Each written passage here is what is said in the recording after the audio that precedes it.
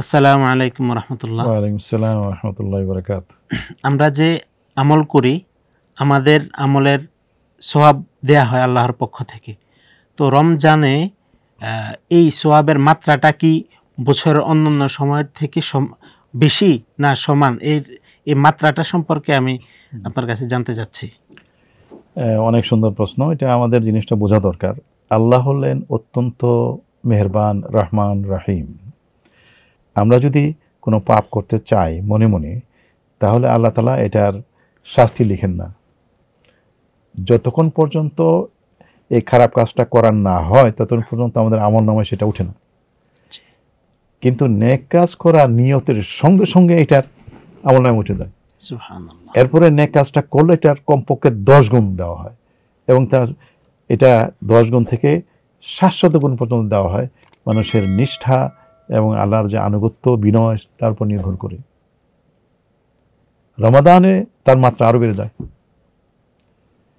রাসূল সাল্লাল্লাহু আলাইহি ওয়াসাল্লাম বলেছেন, কেউ যদি রমাদানে একটা সুন্নত নফল আদায় করে তাহলে অন্য সময়ের ফরজের সমান পায়, আর কেউ যদি একটা ফরজ আদায় করে তাহলে অন্য সময় 70টা ফরজ আদায় করে সওয়াব পায়।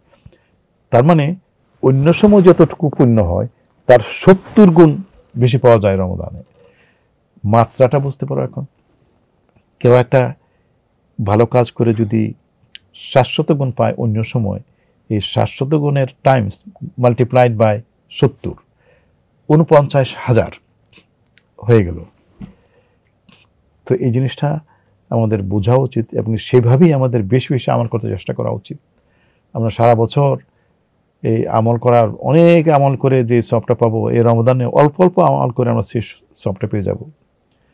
আর কোনো রমজান যদি পাই, এর পরের রমজান আমরা পাবো কিনা তার কোনো গ্যারান্টি আছে? তো কাজে প্রত্যেকটা মুহূর্তকে কাজে লাগানোর চেষ্টা করা উচিত, কারণ এটার সওয়াব এবং ফজিলতের মাত্রা অনেক বেশি। ধন্যবাদ স্যার বিষয়টাকে ভালোভাবে উপস্থাপন করার জন্য। দর্শক, আমরা এই বিষয়গুলোকে পুরো রমজানটাকে গনিমত মনে করব এবং তার প্রত্যেকটা মুহূর্তকে, প্রত্যেকটা সময়কে আমরা যথাযথভাবে আমাদের কাজে লাগানোর চেষ্টা করব, ইবাদতের মাধ্যমে, আমলের মাধ্যমে, যে কোনো কল্যাণমূলক কাজের মাধ্যমে। আল্লাহ তাআলা আমাদেরকে উত্তম আমলের তৌফিক দান করুন।